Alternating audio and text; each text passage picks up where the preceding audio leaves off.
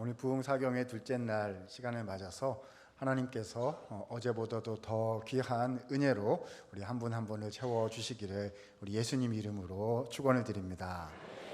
우리 옆에 계신 분들에게 이렇게 한번 인사할까요? 하나님이 당신을 사랑하십니다. 한번 인사하겠습니다.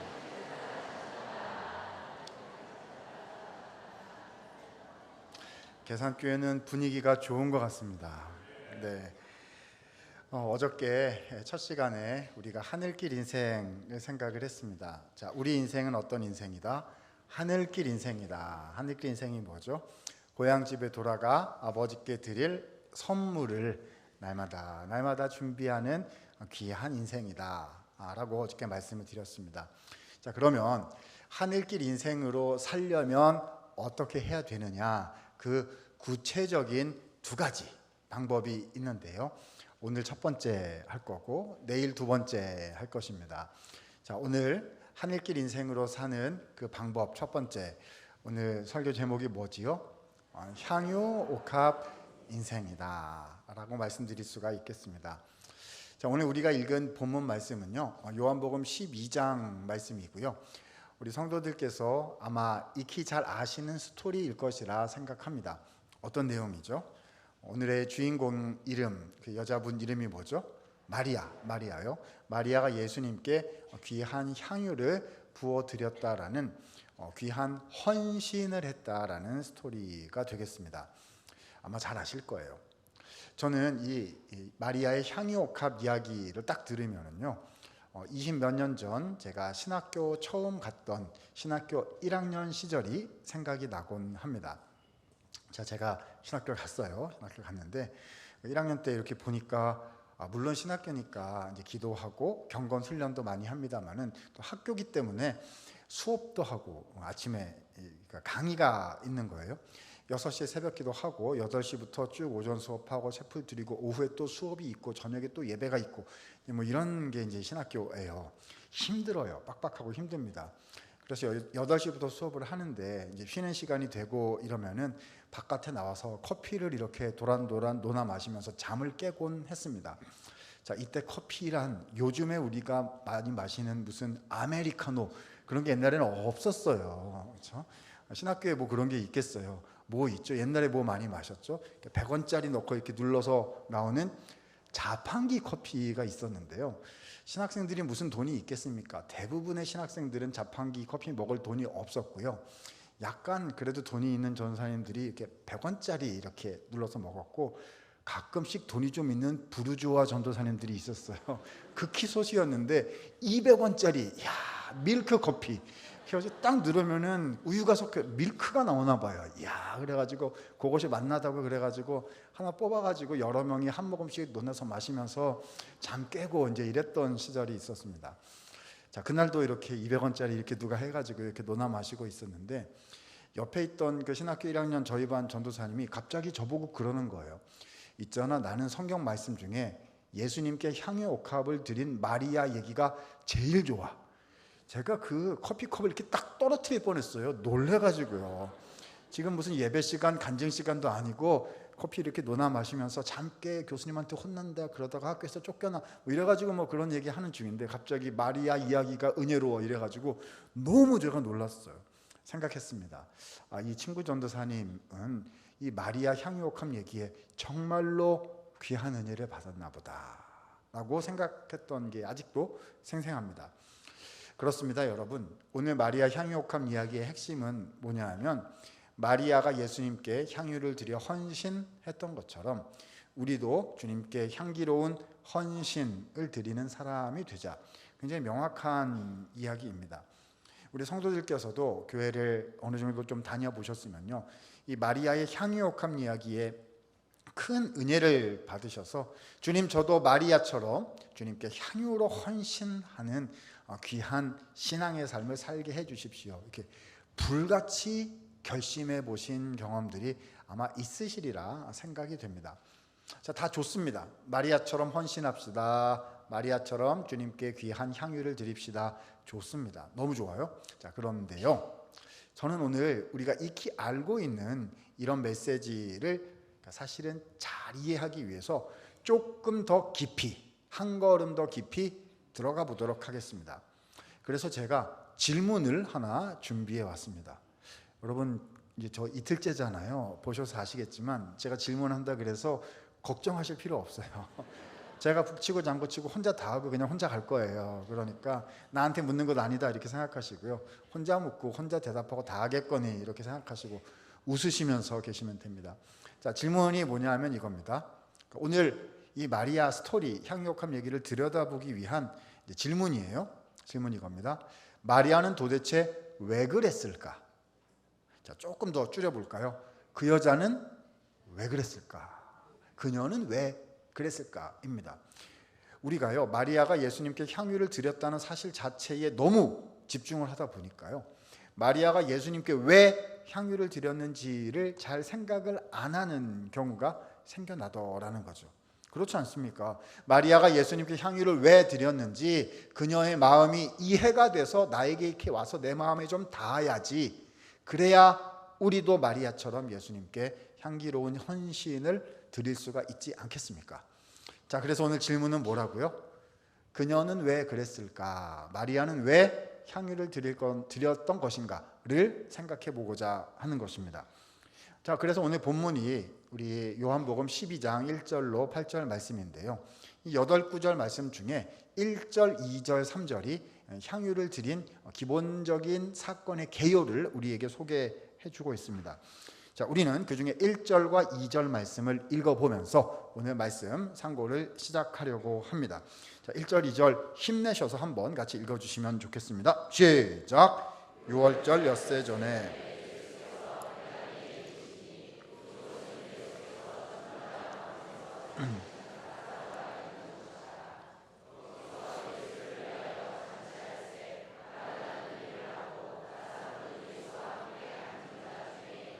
아멘.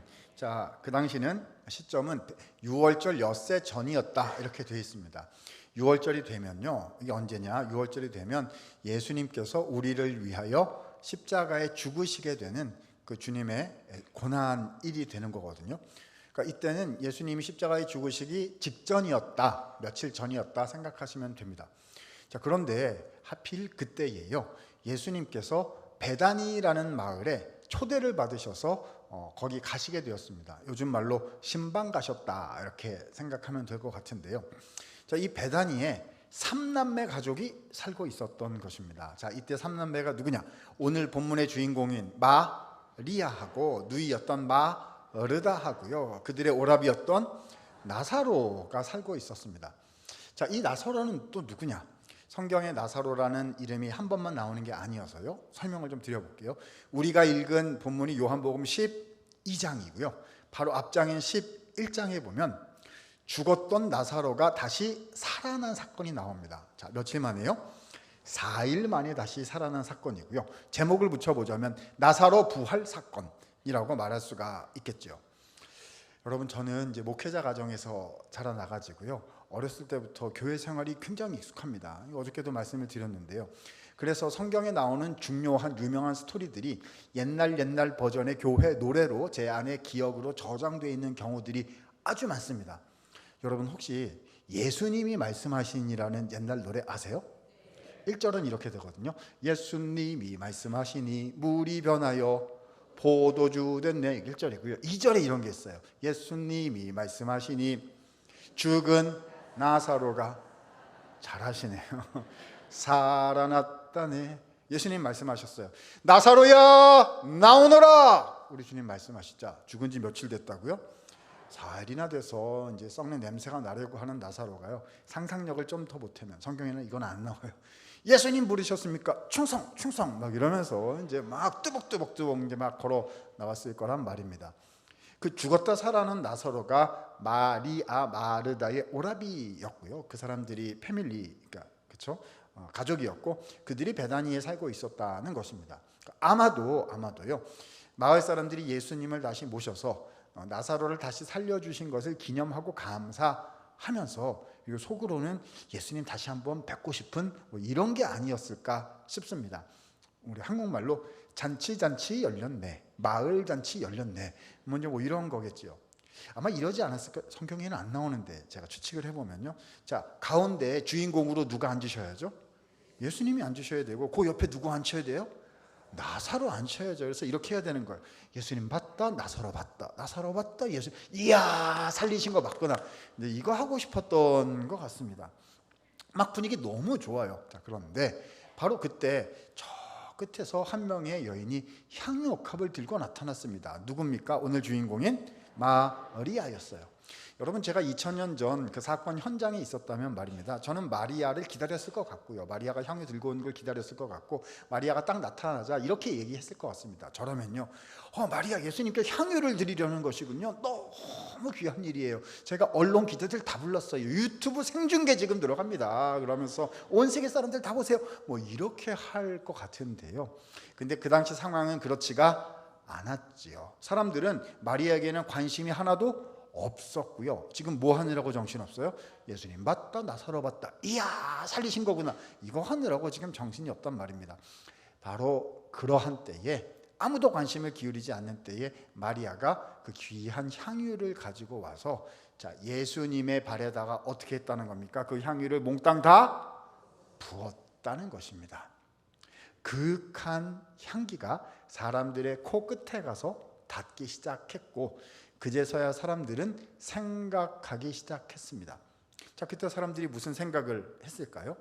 요즘 무슨 TV나 아니면 책들이나 이렇게 보면은요, 사람들이 이렇게 쭉 이렇게 해놓고 그들이 생각하는 것을 표현하기 위해서 머리 위에다가 말풍선을 그려가지고요, 뭐라고 생각하는지 만화처럼, 만화책처럼 거기다가 이제 막 써놓곤 하거든요.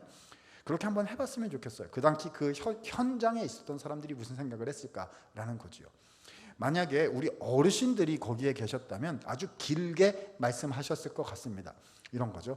도대체 이 처자는 지금 무슨 행위를 한 것인고, 이렇게 길게 말씀하셨을 것 같고요. 우리 청년들과 아이들은 뭐라고 했을까요? 한 글자면 충분할 것 같습니다. 뭘까요? 헐. 너무 잘하시는데요. 헐 점점점. 자, 모두가 이해할 수 있는 만세대 공용어로 바꿔보도록 하겠습니다. 자, 뭐가 될까요? 그녀는 왜 그랬을까? 마리아가 도대체 지금 무슨 행동을 한 것이지?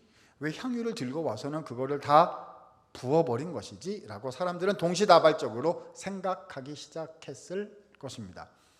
자, 조금 더 깊이 들어가 보도록 하겠습니다. 자, 이 향유를 예수님께 드린 이 사건에서요, 이 사건의 본질을 꿰뚫어 보기 위해서 우리가 핵심적인 정보를 하나 얻어야 합니다. 자, 여기서 핵심적인 정보가 뭘까요? 뭐긴요, 예수님께 드린 향유가 도대체 얼마짜리냐, 이게 핵심적인 거 아니겠습니까? 예수님께 10,000원짜리 향수 드렸다, 잘했어 이러실 거고요. 100만 원짜리 향수를 드렸다 그러면 참 귀한 일입니다 이러실 거고요. 1,000만 원짜리 향수를 드렸다 그러면 그 집에 무슨 일 있었어? 이제 이렇게 될 가능성이 있는 거죠. 그러니까 얼마짜리를 드렸느냐가 지금 굉장히 중요한 것입니다. 본문을 읽어가다 보면은요, 중간에, 자, 이 드린 향유를 밖에다가 내다가 팔았더라면 약 300데나리온을 얻을 수 있었을 것이다 라고 말씀이 우리에게 알려주고 계십니다. 그러니까 이 드린 향유는 얼마짜리였다? 300데나리온짜리였다는 거죠. 아니, 도대체 왜 이렇게 성경이 어려워요? 300데나리온이 도대체 얼마라는 겁니까? 생각이 드실 텐데요. 자, 좀 쉽게 해보도록 하겠습니다. 성경에서 한 데나리온이란 노동자가 하루 일해서 받는 하루 품삯입니다. 그러니까 요즘 말로 얘기하면 하루 일당 정도 된다라고 할 수가 있죠. 자, 그런데 몇 데나리온이요? 300데나리온 벌려면 며칠 일해야 돼요? 300일을 일해야 되는 겁니다. 1년이 365일이고요. 주일이 52주이고 뭐 추석 빼고 설날 빼고 뭐 이렇게 몇 개 빼고 이러면 약 300일 뭐 이렇게 될 거니까요. 이야, 300데나리온이란 요즘 말로 얘기하면 어떻게 되죠? 1년 연봉. 왜 이렇게 잘하세요 여기는? 1년 연봉 정도 되는 걸 어떻게 했다고요? 다 드렸다는 것입니다. 하나도 놀라지를 않으시는데요, 우리 계산교회 성도님들은 믿음이 출중하셔서 1년 연봉은 오늘도 드릴 수 있습니다 이러신 걸까요? 여러분, 굉장히 큰 금액이었구나라는 걸 알 수가 있죠. 아직도 감이 안 오시는 것 같아서 조금만 더 예를 들어보도록 하겠습니다. 어차피 이 데나리온이라는 것이 고대 사회의 화폐 단위여가지고요, 현대 대한민국의 우리 경제 개념이랑 어떻게 정확하게 어떻게 이제 환산하기는 좀 어려울 것 같아요. 그래서 대략 어림치로 한번 해보도록 하겠습니다. 자, 직종에 따라 다르겠지만 이제 순전히 제 맘대로 계산하기 쉽게 하기 위해서 이렇게 하는 거예요. 자, 하루 나가서 하루 일해서 10만 원 일당을 번다라고 정해 보겠습니다. 자, 그러면 300데나리온, 자 계산 들어갑니다. 300데나리온은 300 곱하기 10만 원은 얼마입니까? 3천만 원이요. 아직도 놀라지를 않으시는데요. 3천만 원은 지금도 드릴 수 있습니다. 뭐 이러신 걸까요? 여러분이 생각해 보면은요, 3천만 원이란 큰 돈이고요. 고대 사회, 그러니까 옛날 얘기잖아요. 지금 마리아 이야기가 고대 사회에 여성들이 가지고 있었던 사회 경제적인 지위를 생각한다면 이 300데나리온 3천만 원이라는 금액은 어쩌면 마리아가 지녔던 전 재산이었을 수 있습니다. 제일 쉽게 해볼까요? 마리아는요, 가진 거 다 바쳤다. 그렇죠? 가진 걸 다 바쳤다. 이렇게 된 거죠. 자, 여기서부터 마리아의 행동은 잘 이해가 안 되기 시작합니다. 우리가요, 우리 한국 교회의 초대 역사, 초대 교회, 초대 한국 교회 역사를 이렇게 보거나 아니면 저도 어렸을 때 어르신들이 하셨던 옛날 교회 이야기를 이렇게 들어보면은요, 주님의 교회를 위해서 진짜로 가진 걸 다 바쳤던 믿음의 선조들이 계시거든요. 많이 있어요. 그런 얘기 많아요. 근데 제가 신학교 교수가 된 다음에 어떤 교회에서 가진 걸 누가 다 바쳤다라는 얘기를 요즘엔 거의 못 듣는 것 같아요. 그래서 우리는 되게 어떻게 요즘에 이제 주님께 드리냐 하면 어떻게 하겠냐, 이렇게 살 거 좀 남겨놓고, 쟁여놓고, 그리고 거기서 좀 드리고, 그리고 주님의 교회와 복음 사역을 위해서 무슨 일이 필요하다, 혹은 주님이 좀 풍요롭게 주셨다 그러면 좀 더 힘을 내어 드리고, 이렇게, 이것도 귀하죠. 이것도 너무 귀합니다. 근데 아무튼 제가 하고 싶은 말은요, 다 바쳤다라는 얘기를 요즘엔 듣기는 어려워졌다는 것입니다. 근데 이 마리아는 도대체 무슨 생각으로 뭐 먹고 살아요? 이제 좀 이렇게 해가지고 100데나리온만 바치고 200은 남겨놔야 남은 인생이 뭐 되는 거 아니겠습니까? 근데 다 바쳤다라는 것입니다. 여기서부터 우리는 많은 생각을 하게 됩니다. 마리아는 이런 행동을 왜 한 것이었을까요? 자, 가설을 하나 세워보도록 하겠습니다. 마리아의 마음을 알아보기 위해서 가설을 하나 세워보겠습니다. 자, 마리아가 왜 헌금을 드렸느냐? 예수님께서 이 마리아의 오라비였던 누구죠?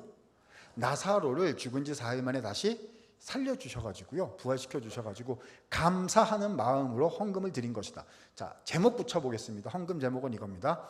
오라비 부활 감사 헌금. 처음 들어보셨죠? 예, 부활절 감사 헌금은 예수님 부활하신 거 감사하는 그런 헌금이 있고요. 오라비 부활, 가족이 죽었다가 다시 들어보시지 못하셨을 것 같아요. 그렇죠? 자, 그런데요, 그럴듯합니다. 그잖아요. 어떤 가족이 너무 젊어서 일찍 돌아가셨는데, 자, 얼마 내면 살려준다? 3천만 원요. 3천만 원 내면은 그 가족 다시 살려주고 옛날보다 더 건강하게 해주고 예수님 옆에 딱 앉혀가지고요, 그래서 예수님 봤다 나사로 봤다 막 박수받게 해주고 노래도 만들어줘요. 예수님이 말씀하시니 죽은 나사로가 살아났다네. 그래가지고 온갖 사람들이 그 이름 다 알게 해주고 얼마라고요? 3천만 원 내면 해준다. 하시겠어요? 안 하시겠어요? 안 한다고요. 그죠? 돈이 더 중요하죠, 가족보다. 아니요. 확실합니까? 그래가지고 진짜 확실하다면 어떻게든 돈을 마련해가지고 우리가 다 하려고 할 것입니다. 마리아가 오라비 다시 부활시켜 주신 것에 감사해서 오라비 부활 감사 헌금을 예수님께 드린 것인가? 그럴듯하다라고 생각이 좀 되기는 하는데요. 그러나 이것도 조금 더 생각해 보면 이것도 아니다, 이것도 말이 안 된다 하는 생각을 할 수밖에 없습니다. 왜죠? 그런 마음으로 드리려고 했다면요, 나가서 향수를 사다가 예수님께 부어버리는 그런 행동을 굳이 안 해도 되기 때문이죠. 그런 마음으로 주님께 뭔가를 드리려고 했으면 저 같으면 어떻게 할 것 같냐 하면요, 저 같으면 이렇게 할 것 같습니다. 자, 어디로? 은행으로 가야죠. 은행으로 가서 우리 직원분 나오세요 이래가지고 직원 나오라고 한 다음에요, 제가 3천만 원 교회에 헌금할 것인데 귀한 거니까 신권으로 빳빳한 애들로 번호, 일렬 번호 맞춰가지고 3천만 원 갖고 오세요 이래가지고요, 쫙 이렇게 해가지고요, 깨끗한 좋은 봉투에다가 번호 맞춰서 딱 넣고 뭐 해야죠? 손편지 써야죠. 손편지 예수님께. 사랑하는 예수님, 저희 오라비 살려주셔서 너무 감사드려요. 그래서 제가 가진 거 주님께 드리니 하나님의 복음 사역을 위해서 써주시고, 구제 사역을 위해서, 장학 사역을 위해서, 어려운 분들을 위해서, 복음을 위해서 써주시고, 그리고 요즘 보니까 예수님 얼굴이 예전 같지 않으세요. 만난 것도 좀 사서 잡수시고, 고생하는 제자들 그저 빵이라도 하나 사주시고, 이래가지고 귀한 곳에 써주세요. 이렇게 손편지 써가지고 이렇게 딱 드리면요, 얼마나 좋아요. 마음도 전달할 수 있고, 내가 드린 그 재물이 귀한 곳에 실제로 사용될 수도 있고, 얼마나 좋습니까? 자, 그런데 이 마리아는 그렇게 하지를 않았어요. 어떻게 했죠? 예수님하고 이런 방구 상의도 하지 않고요, 자기 마음대로, 이 마리아는 자기 마음대로 막 가가지고 와, 향수를 샀어요. 그리고는 향수를 막 들고 와가지고는 예수님한테 묻지도 않고 와가지고 예수님의 발에 막 붙더니 막 혼자 울더니 머리카락으로 막 그걸 닦더니 막 이랬단 말입니다. 그죠? 도대체 이 여자는 이 행동을 왜 한 것일지 생각하면 생각할수록 점점 더 궁금해지기만 하더라는 거죠. 여기까지가 오늘 본문 1절, 2절, 3절의 말씀 내용입니다.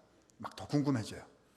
그런데 참 기묘한, 우리 놀라우신 하나님의 말씀은 3절에서 이 마리아 이야기를 잠깐 멈추시고서는 4절, 5절, 6절에서는요 또 다른 인물을 한 명 등장시키셔서 그 다음 이야기를 풀어가길 시작하십니다. 자, 4, 5, 6절에 나오는 인물이 있는데요, 이 인물이 누구냐? 아마 우리 성도님들께요, 성경책에 나오는 인물들 중에서 제일 얄미운 놈 하나만 골라봐라, 이렇게 하면 아마 이 사람 고르실 거예요. 이름이 유다인데요, 앞에 두 글자가 더 있고 발음하기도 힘들어요. 누구죠? 가룟 유다. 발음을 잘하시네요. 가룟 유다입니다. 누굽니까? 예수님이 돌아가시도록 그렇죠? 팔아넘긴 배반자 아니겠습니까?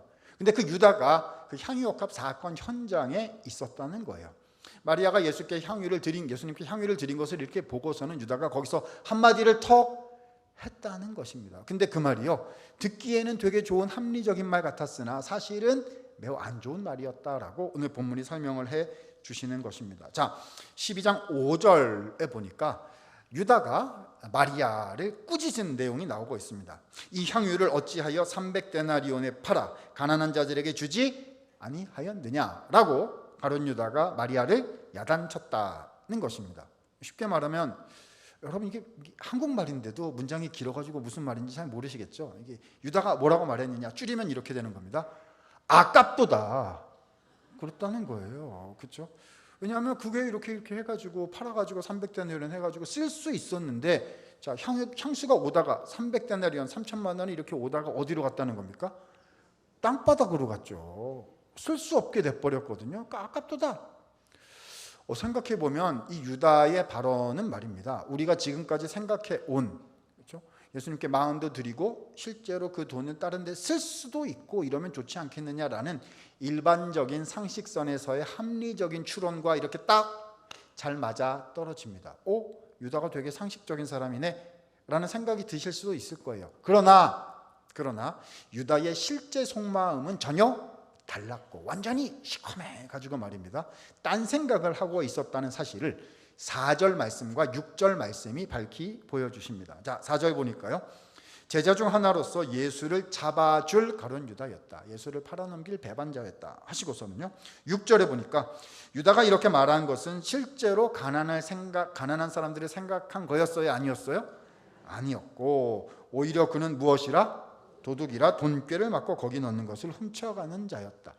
자, 예수님의 사역팀에서 유다는 뭘 맡고 있었어요? 재정을 담당하고 있었습니다. 재정 담당하면 어떻게 해야 되죠? 주님께로 이제 헌금이 들어오고 재정이 이렇게 들어오면 예수님 보시기에 예수님 허락 받고 이렇게 공정하고 사람들 보기에도 좋게 이렇게 투명하게 이렇게 써야 되는 거잖아요. 근데 유다는 이 재정을 어떻게 썼다는 겁니까? 이렇게 해서 오우 뭐 이런 걸 했다는 거예요. 이런 거 뭔지 잘 모르시죠? 우리 계산교회 성도님들은 늘 착하시고 순수. 여러분 어우 이런 거 뭔지 아시면 안 됩니다. 왜 웃으세요? 이렇게 하면 안 되고요. 이렇게 재정을 사용해야 되는 거죠. 근데 유다가 보니까 또 이런 사람들이 빨라요. 딱 보면 아는 거 아닙니까? 막 저기서 뭐가 오고 있어요? 3천만 원이 오고 있단 말입니다. 3천만 원이 오면 어떻게 해야 돼요? 물건으로 바쳐라. 그러면 팔아가지고 이렇게 해가지고 어우 뭐 이런 걸 해야 되는데요. 3천만 원이 오다가 어디로 갔어요? 땅바닥으로 가가지고 이제 그 돈은 돈이 아니에요. 그러니까 이제 속이 막 상해가지고 그거를 현물로 바쳤어야지 뭐 이런 말을 하고 싶었으나 예수님도 보고 계시고 사람들도 보고 있고 하니까 그렇게 말은 못하고 그냥 대충 퉁쳐가지고 아깝도다 라고 말을 했다는 것이죠. 이쯤 말씀드리면 우리 성도님들께서요, 목사님 그럴 줄 알았어요. 그 유다가 나쁜 놈인 줄 제가 진작에 알고 있었습니다. 막 이러실 것 같은데요. 여러분 그렇게 쉽게 생각하시면 안 되십니다. 왜죠? 이 유다는요, 사실은 지금 이렇게 타락하고 말아서 그렇지 원래는요 12제자 중에 한 명이었어요. 여러분 12제자들이 어떤 사람들입니까? 예수님을 위해서 모든 것을 다 바치고 다 버리고 주님을 따라 나섰던 사람들이에요. 우리는 다 바치지 않고 그냥 이렇게 좀 하고 적당히 바치고 이렇게 사는 경우가 많은데요. 근데 그들은 진짜 다 버리고 진짜 다 바쳤던 헌신자 중에 헌신자, 유다가요. 그랬다는 거예요. 그런데 이게 웬일입니까? 처음에는 그랬는데요. 지금 3년이 지나자요. 이게 웬일입니까? 유다가요, 주님을 향한 마음이요, 없어졌어요. 그러면 요즘 교회식으로 얘기를 해볼까요? 그러니까 이 유다는요, 교회 구조 안에 들어와 있는 거예요. 교회 안에 몸이 여기 와 있어요. 주일날 여기 와 있고 부흥사경회면 여기 와 있고요. 주요한 직분도 이 재정 맡은 거거든요. 주요한 직분 몸은 그냥 예수님 옆에 딱 있어요. 교회 안에 딱 들어와 있어요. 그런데 이게 웬일입니까? 뭐가 없어요? 마음이 없어요. 일은 하는데 마음이 없어졌단 말입니다. 똑같은 질문이 또 떠오릅니다. 이번 질문은 뭐죠? 유다는 왜 그랬을까? 어쩌다 이렇게 되었을까? 사랑하는 성도 여러분, 오늘 본문 말씀은요, 그러니까 두 명의 그림을 우리에게 같이 보여주고 계신 거예요. 이해할 수 없을 정도로 놀라운 헌신을 주님께 드린 마리아의 그림을 보여주시고, 또 하나는요, 이해할 수 없을 만큼 그냥 넘어져 버린 유다의 모습을 그려주시면서 이것을 비교하고 계시는 거지요. 우리에게 질문하고 계시는 거예요. 지금 나의 모습은 마리아의 모습과 같습니까? 아니면 지금 나의 모습이 혹시 유다의 모습과 같지 않습니까? 나는 마리아 같습니까? 아니면 유다 같습니까? 라고 주님은 우리에게 묻고 계신 것입니다. 자, 답을 찾아야죠. 어떻게 하면 유다처럼 되지 아니하고 마리아처럼 될 수 있을지 답을 찾아야죠. 자, 여러분, 답은 항상 어디에 있습니까? 성경 말씀, 예수님 말씀에 답이 있지요. 자, 오늘 본문 7절 8절, 요한복음 12장 7절 8절에 예수님께서 마리아가 향유를 드린 까닭을 친히 설명하여 주셨습니다. 자, 7절 8절 같이 한번 힘내서 읽어보도록 하십니다. 시작. 예수께서 이르시되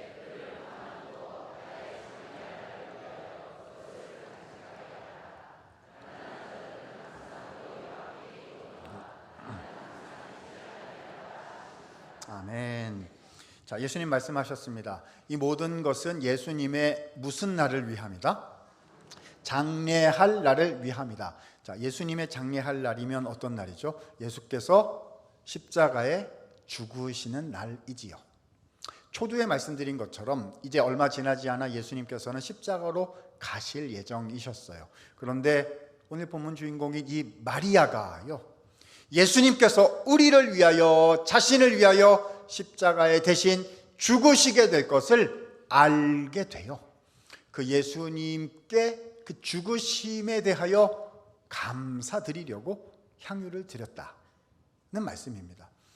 향유란 물론 향기를 내는 물품인데요, 고대 사회에서 이 향유란 시신의 장례, 그렇죠? 시신을 기념하고 감사하는 장례 용품으로 사용이 되었던 거지요. 그것을 왜 현금으로 바꾸어서 주님께 드리지 아니하고 그것을 친히 주님의 육체에 부었어야 했을까요?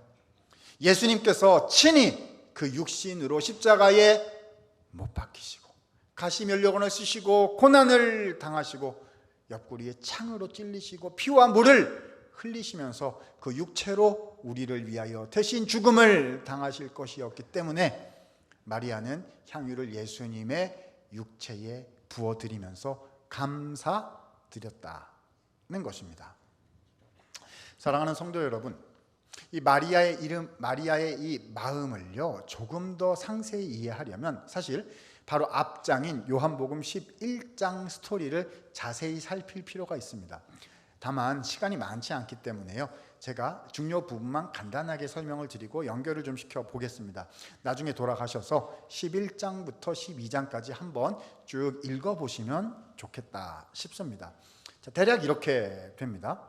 자, 3남매 살고 있었어요. 마리아, 마르다, 나사로. 그렇죠? 근데 나사로 오빠가 병들어서 죽게 됐어요. 그래서 이 두 명의 자매가 예수님께 소식을, 그러니까 전가를 보냈습니다. 예수님, 오라비가 아파요. 이렇게 얘기를 했어요. 여러분, 이게 무슨 말입니까? 빨리 오셔서 고쳐주세요라는 말이죠.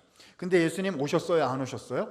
안 오셨어요. 안 오셔도 괜찮아요. 왜냐하면 예수님은 리모트 파워가 있으시거든요.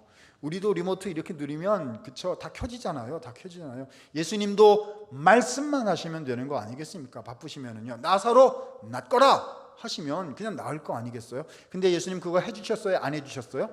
안 해주셔서 이 오라비 나사로가 죽었단 말입니다.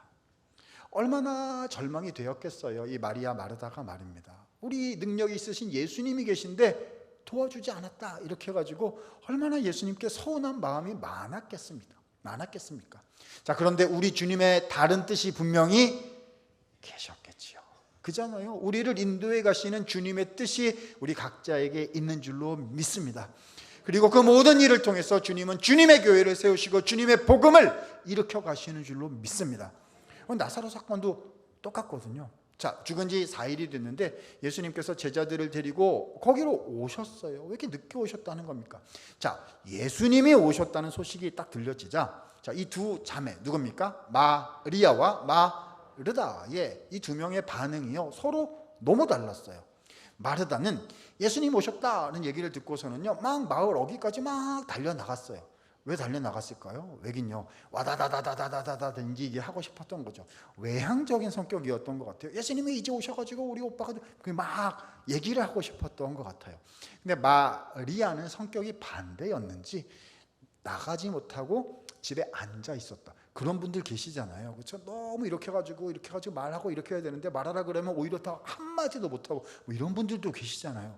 그런 스타일이 아니었나 싶습니다. 자, 아무튼 마르다가 예수님한테 가가지고요, 왜 이렇게 늦게 오셨단 말입니까? 라고 여쭙자 우리 예수님께서는요 마치 그 질문을 기다리셨다는 듯이 대답을 해주셨는데요, 그러니까 왜 나사로를 죽도록 놓아두셨는지 이를 대답해 주신 건데 그 안에 예수님의 복음의 놀라운 비밀이 담겨 있습니다. 자, 오늘 마지막으로 읽을 구절인데요, 요한복음 11장 25절, 26절 두 구절 말씀입니다. 많이 암송하시는 구절이기도 하실 겁니다. 자, 우리 힘있게 주님께서 우리에게 주시는 약속의 말씀이다 생각하시면서 요한복음 11장 25절, 26절 함께 읽도록 하십니다. 시작.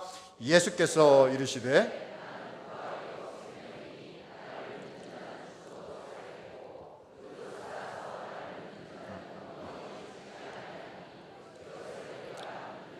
아멘. 예수님께서요 이 말씀에서요 예수님 자신에 대하여 두 가지로 설명을 해주셨습니다. 자, 첫 번째, 나는, 여기서 나는 예수님이에요. 나는 무엇이다? 부활이다. 이 부활을 하반절에 설명합니다. 나를 믿는 자는 죽어도 살겠고, 이건 육체의 부활을 말씀하시는 거죠. 너네 오라비 나사로가 죽었다고 지금 울고 있느냐? 이 나사로 내가 지금 다시 살린다. 그러니까 예수님은 무엇이다? 부활이시다. 그 예수님의 이름을 믿는 자들도 장차 육체가 어떻게 된다고요? 부활한다. 이 말씀이신 거죠. 나는 부활이다. 자, 그런데 거기서 끝나지 않습니다. 두 번째 더 중요한 말씀이 있으니 뭘까요? 나는 생명이다라고 하셨습니다. 자, 이 말씀의 뜻이 26절에 이렇게 소개됩니다. 무릇 살아서 나를 믿는 자는 영원히 죽지 아니하리니 이것을 내가 믿느냐? 이것은요 육체의 부활을 포함하기는 하겠으나 더 깊은 뜻이죠. 영원한 생명을 주시겠다라는 말씀인 것입니다. 여러분, 이게 무슨 뜻이 되는 걸까요? 예수님께서는 지금 죽은 나사로를 다시 살리심으로요, 예수님께서 부활이시고 우리에게 영생을 주시는 분임을 보이시기 위해서 나사로가 죽도록 놓아두셨다는 거예요. 그것이 끝일까요? 아닙니다. 이제 며칠 지나지 아니하면 친히 죽으세요. 누가요? 예수님께서. 그러나 죽으시는 것으로 끝나지 아니하시고 3일 만에 다시 부활하실 것입니다. 사망의 권세를 깨뜨리실 것이었고요, 그래서 그 예수 그리스도의 이름을 믿는 모든 사람들이 육체의 부활뿐만 아니라 영원한 생명을 소유하게 되는 은혜의 역사가 일어나게 될 것이었습니다. 그래서 예수님은 나는 부활이요 생명이다 말씀하신 거죠. 자, 그런데요, 이 부활 생명 메시지를 누가 들었다고요? 마르다가 들었고, 마리아는 어디에 있었다고요? 집에 앉아 있어서 못 들었다는 말입니다. 그 다음 읽어보면 예수님께서 마르다에게 얘기하셨어요. 가서 마리아 좀 데려와라. 한국말로 예수님께서 마리아를 챙기신 것 같아요. 다시 오면 어쩌면은요, 나는 부활이요 나는 생명이니 이것을 내가 믿느냐, 이렇게 한 번 더 하셨을지도 하고 싶어 하신 건지도 모르겠어요. 그런데 실제로 일은 그렇게 진행은 안 되었습니다. 왜냐? 마리아가 와가지고요, 예수님을 딱 뵈면서 왜 이렇게 늦게 오셨습니까? 라고 말하는 순간, 그잖아요 여러분, 그런 종류의 성격, 성품을 가지신 분들은 이게 입이 터지는 순간 모두 같이 터지죠. 눈물도 이거부터 닭똥 같은 눈물부터 먼저 터지거든요. 그래서 와, 눈물이 터진 거예요. 예수님이 그것을 보시고 가자 말씀하시고 가셔가지고요, 나사로야 다시 나오느라 충성 주님 부르, 이렇게 돼가지고요 다시 살아났다, 이렇게 돼가지고 사건은 급 마무리가 되고 예수님은 정리하시고 마을을 떠나셨다 라고 사건이 종결되게 됩니다. 그러니까 무슨 말이냐면요, 마리아는 나는 부활이요 나는 생명이니 이것을 내가 믿느냐 라는 예수님의 말씀을 직접 들었어요? 못 들었어요? 못 들은 상태로 사건이 끝났더라는 것이죠. 자, 질문해 봅니다. 생각해 보세요. 나는 부활이요 생명이니 이것을 위해서 나사로가 죽도록 놓아두셨던 것이었다 라는 예수님의 이 답변을 말입니다. 마르다가 이걸 못 들었던 마리아에게 말해 줬을까요? 나중에 말 안 해줬을까요? 저는 틀림없이 말해 주었을 것이라 생각합니다. 왜죠? 마리아가 예수님을 오해하고 있잖아요. 기도 안 들어주고 오빠 죽게 만들었다고. 근데 그게 아니라 예수님께서 십자가에 가셔서 우리를 위하여 죽으셔서 나사로뿐만 아니라 그 이름을 믿는 모든 자들에게 부활과 생명이 되신다는 이 사실을 마리아가 마르다에게 틀림없이 알려주었을 것입니다. 무슨 말이냐, 이런 거죠. 마리아는요, 예수님의 사랑을 뒤늦게 깨닫게 되었던 거예요. 주님 오빠 살려주신 정도가 아니시군요. 주님은 이 부족하고 연약하고 죄 많은 나를 위하여 십자가로 가신다는 거군요. 그 주님의 십자가의 은혜의 사랑이 마리아의 마음속에 부어졌던 것입니다.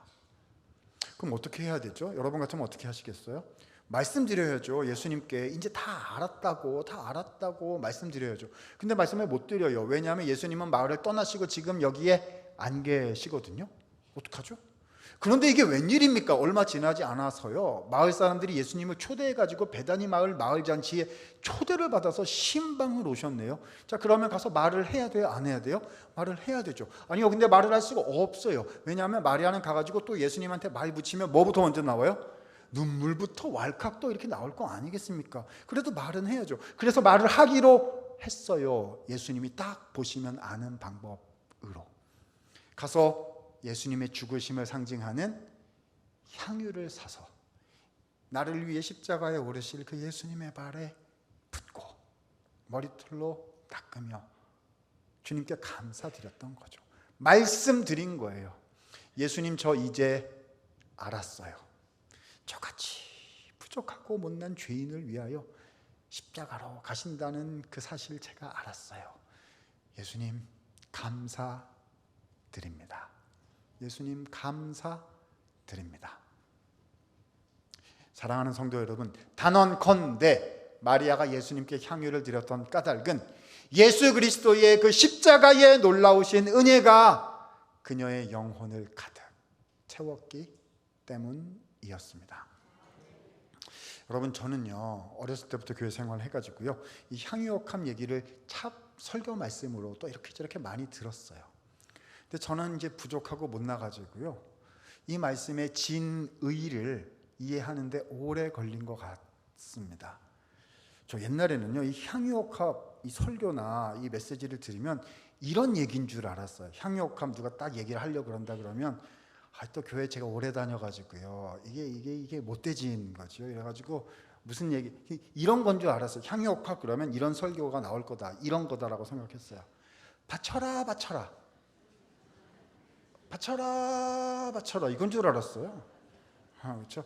재정으로 헌신하십시오. 시간으로 헌신하십시오. 그렇죠? 이번 여름 사역하는데 교사 할 겁니까? 단기 선교 갈 겁니까? 며칠을 내놓을 겁니까? 안 되면 돈이라도 내시기 바라면 쫙 있잖아요. 쫙 있단 말입니다. 마리아는 다 바쳤는데 당신은 지금까지 바친 게 얼마나 됩니까? 이런 말인 줄 알아요. 그거 가지고는 부족하니 더 바쳐라인 줄 알았어요. 맞아요. 끝에 가면 헌신하십시오라는 얘기거든요. 그게 진짜다라는 말, 그건 맞아요. 맞는데요, 마리아의 마음을, 이 스토리의 핵심을 제가 다 이해를 못했던 것 같습니다. 여러분, 이 스토리의 핵심을요, 제가 한 줄로 요약을 좀 해볼게요. 한 줄로 요약을 해볼게요. 잘 들어보세요. 이게 무슨 말인지. 설교 제목을 이렇게 붙이고 싶었는데 이렇게 붙이면 놀라시는 분들이 계실까 봐 이렇게 붙이질 못했어요. 자, 제목 나갑니다. 스토리 핵심입니다. 향유 옥합을 깨뜨리신 예수님. 다시요. 향유 옥합을 깨뜨리신 누구요? 예수님. 목사님이 성경을 몰라서 그렇게 몰라서 어떡하겠어요. 누가 깨뜨렸어요? 마리아가 깨뜨렸는데 왜 예수님이 깨뜨렸다고? 목사님이 성경을 몰라도 저렇게 라고 생각하시면 오늘 이 사건을 하나도 이해를 못하신 겁니다. 질문요. 오늘 사건을 통해서 가장 큰 희생을 하신 분은 누구이십니까? 마리아가 3천만 원 내놨다고요? 3천만 원이 크죠? 전 재산이 크죠? 아니요, 그렇지 않습니다. 가장 큰 희생을 하신 분은 예수님 아니실까요? 예수님은요, 창조주이세요. 모든 만물을 만드신 분이세요. 그런데 만들어진 존재, 피조물이 되셔서 이 땅에 오셨어요. 누구 때문에요? 나 하나 때문에. 예수님은요, 심판의 권세를 가지셔서 심판 결정봉을 두드리셔야 되는 의로우신 재판장이세요. 그런데 나 같은 거 살리시자고 죄인이 되셔서 죄인의 자리에 서셔서 나 대신 심판을 받으셨단 말입니다. 그렇죠? 사랑하는 여러분, 오늘 본문에서요, 깨어진 진짜 옥합이 무엇일까요? 나를 위하여 십자가에 못 박히신 주님의 육체야말로 깨어진 진짜 옥합이 아니겠습니까? 무엇이 흘려진 참 향유이겠습니까? 나를 위하여 흘려주신 예수님의 귀하신 보혈이야말로, 나를 위하여 흘려주신 예수님의 그 안타까워하시는, 나를 사랑하시는 그 눈물이야말로 흘려진 진짜 하늘의 향유가 아니겠습니까? 그래서요, 여러분, 마리아의 마음은 이랬을 거라고 우리가 결론을 낼 수 있어요. 여러분, 마리아의 마음을 제가 한 줄로 표현을 해볼게요. 이걸 생각해 보세요. 마리아의 마음을 한 줄로 표현을 해보겠습니다. 마리아는요, 바쳤던 게 아니에요. 바친다고 생각하면 다 바칠 수가 없어요. 아까워가지고. 그렇죠? 이렇게 좀 남겨놓고 이렇게 해가지고 이렇게 하는 것이지. 그러니까 마리아는 바친 게 아니었다고, 바치려고 이렇게 한 게 아니었다는 거죠.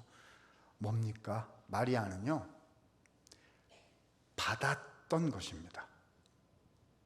이해할 수 없는, 깨달으려고 해도 생각조차 가늠할 수 없는 놀라우신 예수님의 십자가의 그 죽으심의 은혜의 그 사랑을, 그 복음의 사랑을 마리아는 받았던 것이지요. 그래서 말씀드린 거예요. 예수님, 이제 알겠어요. 예수님, 감사드립니다.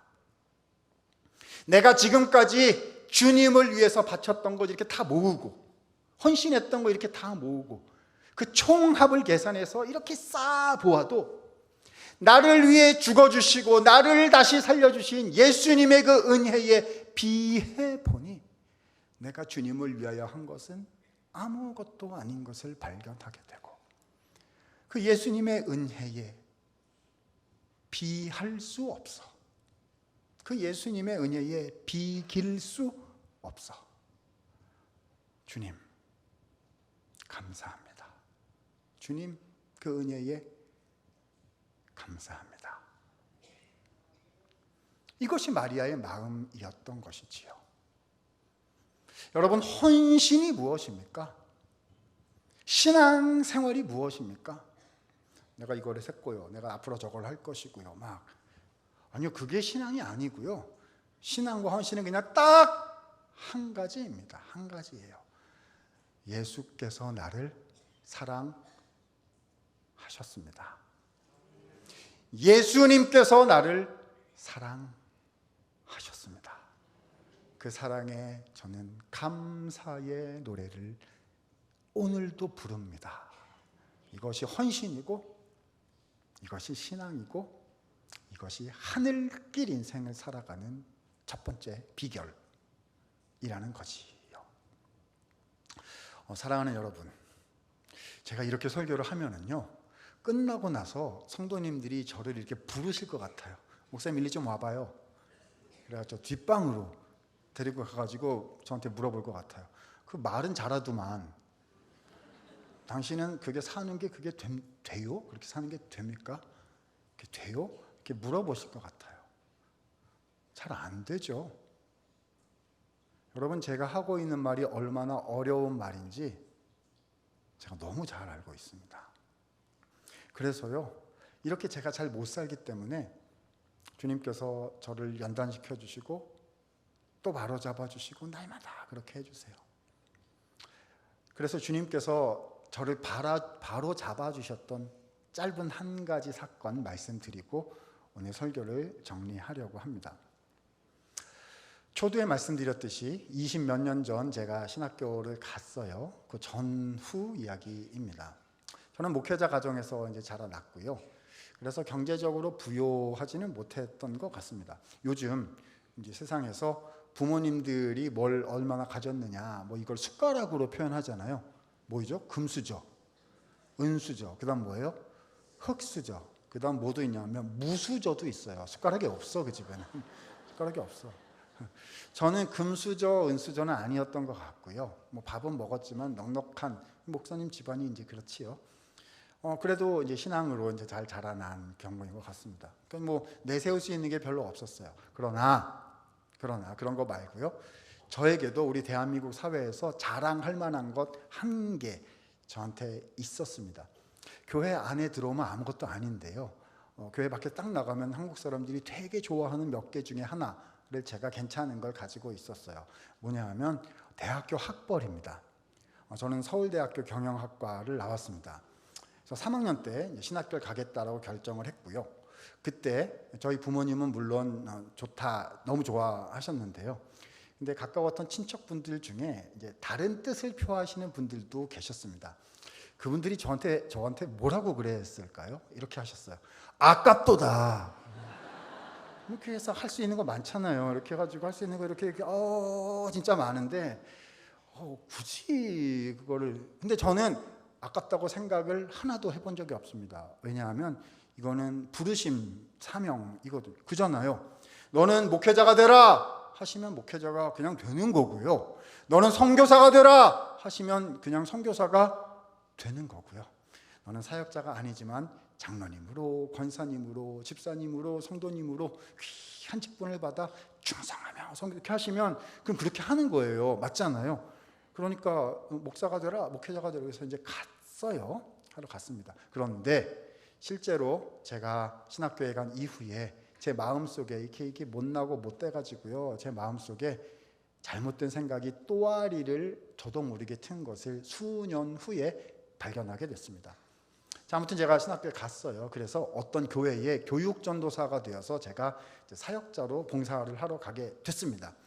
자, 지금부터는 제 얘기가 아니고 제가 봉사하러 교육전사로 그 부임해서 갔던 그 교회의 그때 담임 목사님 얘기예요. 저는 못났고요. 그분은 훌륭하세요. 이렇게 헷갈리면 안 되시는데요. 자, 아무튼 갔더니 그때 그 담임 목사님이 우연치 않게 저의 대학교 한참 서울대학교 한참 선배님이셨더라고요. 저는 이제 모태신앙이었지만 그분은 청년부 때 갑자기 예수님을 믿게 되셔가지고 갑자기 헌신해서 목사님이 되신 케이스이셨습니다. 자, 지금부터는 누구 얘기라고요? 그 목사님 얘기예요. 저는 못 됐어요. 그분은 훌륭하시고 이제 그 목사님께서 그때 어디 이렇게 가셨다가 우연치 않게 옛날 안 믿던 시절의 친구들, 이제 아직도 안 믿고 있는 친구들을 만나셔서 몇 마디 얘기를 나누시고는 교회 돌아오셔가지고 지나가듯이 이렇게 설교 시간에 얘기를 하셨는데 제가 요 앞에서 그 예배 시간에 설교 말씀을 듣다가 그 목사님 말씀 통해 가지고 큰 교훈을 받았던 뭐 그런 종류 얘기입니다. 자, 그 목사님 얘기예요. 자, 그 목사님이 옛날에 안 믿던 시절에 지금도 안 믿고 있는 친구들을 우연히 만나서 말씀을 나누신 겁니다. 자, 그 목사님 친구들이 그 목사님한테 이렇게 말했다는 거예요. 이 아무개야, 아니 이 씨가 아니신데 그분이 죄송합니다. 아무개야, 너 아직도 교회에서 썩고 있냐? 그랬다는 거예요. 할 수 있는 게 얼마나 많고 친구들 잘 나가는 것 좀 봐라. 너 아직도 교회에서 썩 그잖아요. 우리 목사님들 교회에서 그렇죠? 기도하시고 말씀 보시고 신방하시고 그렇죠? 이렇게 하고 있으면 밖에 나오지도 않고 뭐 하는지 모르겠고 썩고 있냐 막 이랬다는 거죠. 그래서 그 목사님이 그 친구들한테 이렇게 대답을 하셨대요. 얘들아, 나 썩고 있는 거 아니야. 그리고 예수님 위해서 썩을 수 있다면 그건 영광이지. 그건 영광이지. 라고 말씀을 하셨대요. 제가 요 앞에서 그 말씀을 듣고 있다가 큰 도전, 하나님께서 제 뒤통수를 이렇게 한 대 치시는 것 같았습니다. 자, 지금부터는 제 얘기입니다. 헷갈리시면 안 돼요. 저는 못됐고 그분은 훌륭한 목사님이에요. 제가 여기서 얘기를 듣고 있다가 머리통을 한 대 맞는 것 같았어요. 왜냐하면 저도 모르게 제 속에 이런 생각을 하고 있다는 걸 그때 발견을 하게 된 거죠. 이제 저예요. 제가 이렇게 생각하고 있었더라고요. 나는 이래봬도 괜찮은 거를 주님께 바친 사람이다. 나는 이래봬도 쓸만한 괜찮은 거를, 제일 괜찮은 거를 주님께 바친 사람이다. 바친 인생이라고 생각하고 있더라고요. 근데 주님이 그거 뒤통수에 기치시면서 이놈아! 그거 아니야. 그렇더라고요. 생각해보니까 저는 바친 인생이 아니라 받은 인생이더라고요. 귀하디 귀하신 우리 예수님의 복음을 받아 영생을 받게 되었고요. 목회자로 부르심을 받아 주께서 피값 주고 사신 존귀한 성도님들을 섬기고 목양할 수 있게 된 특권을 이렇게 받았더라고요. 그래서 그 다음에도 제가 생각을 바꿔야겠구나. 나는 바친 인생이 아니라 받은 인생이다라고 생각을 바꾸기로 했습니다. 그 다음에 잘 됐을까요? 안 되죠. 잘 안 됩니다. 왜냐하면요, 신앙생활 해보셔서 아시잖아요. 좀 은혜 더 받고 좀 더 기도하고 한 사람이요, 더 희생하게 되는 게 교회잖아요. 그렇죠? 나는 123번째 희생을 했거든요. 그렇죠? 근데 저 옆에 23번밖에 아는 사람이 수두룩인데 기도해 보니까 내가 한 번 더 용서해야 되고, 내가 한 번 더 참아야 되고, 내가 한 번 더 시간을 내야 되고, 내가 한 번 더 기도해야 되고, 그렇죠? 막 이렇게 하다 보면 주님 124번째입니다. 나는 바친 인생이에요. 막 그때마다 주님이 어떻게 하시죠? 이놈아! 이렇게 너는 받은 인생이다. 우리가 주님을 위하여 드린 것에 헌신을 다 모아서 총합을 쌓더라도 나를 위해 죽으시고 부활하신 그 예수님의 은혜에 비할 수 없어. 비길 수 없어. 주님 감사합니다. 주님 감사합니다. 우리 찬양대에서는 아마 여러분들은 아마 잘 안 보이실 거고요. 옆에서는 우리 장로님들 찬양대에서 제가 뒤에가 납작해요. 이렇게 머리가. 자, 이놈아! 이놈아 이게 아니다. 제가 계산교회 와서요, 어제 오늘 또 이전에도 온 적 있고 우리 김은성 목사님 뵙고 또 장로님들 뵙고 이렇게 하다 보니까 정말 주님의 은혜가 있는 귀하디 귀한 교회다 이런 생각이 들어요. 그러면 제가 신학교 교수여서 여러 교회에 방문을 해보는데요, 가서 보면 이렇게 보이는 게 있어요. 여기가 어떤 데인지 보이는 데가 있는데, 계산교회는 지금까지 주님께서 은혜를 충만하게 주신 교회구나, 앞으로 더욱 충만하게 주실 교회구나, 이게 알 수가 있거든요. 그래서 제 개인 자격으로는 우리 성도님들께 이렇게 하십시오 말씀드릴 자격이 개인 저한테는 없는 것 같아요. 그러나 제 개인 얘기하라고 여기 세워주신 게 아니고 하나님 말씀 증거하라고 여기에 세워주셨다 생각하여 권면 하나 드리고 마치도록 하겠습니다. 우리는 모두 다 예수님께 향유를 올려드려야 하는, 다시 말해 헌신의 인생을 살아야 하는 사람들이에요. 왜죠? 하늘길 인생이거든요. 여기가 진짜가 아니라 집이 있어서 거기 쌓는 게 그게 진짜거든요. 그게 영원한, 여기 있는 없어지는데요. 지금 어저께 했잖아요. 와 지금 하고 있는 거 그거 없어져요. 금방. 진짜예요? 없어져요. 하늘이 진짜거든요. 그죠? 그래서 예수님께 헌신하는 것이 진짜 참 인생입니다. 근데 그렇게 하려면 향기 나는 인생, 향유를 부어드리는 인생을 살아야 되는데요, 이렇게 하면 실패하실 것이고 이렇게 하면 잘 되실 거예요. 자, 실패하는 방법 이겁니다. 내가 가진 내 향유를 이렇게 막 긁어 모아가지고 그걸로 뭐 하려고 하시면 잘 안 되실 거예요. 왜냐하면 내가 가진 향유는 이게 한계가 있어가지고요, 이렇게 하다가 잘 안 돼요. 금방 동이 나요. 그리고 억지로 이렇게 하려다 보면 그걸 가지고 나는 바친 인생이다, 그렇죠? 나는 100만 25번째 이번에 또 바쳤네, 이렇게 될 거거든요. 유다처럼 가다가 꽈당 넘어져가지고, 그렇죠?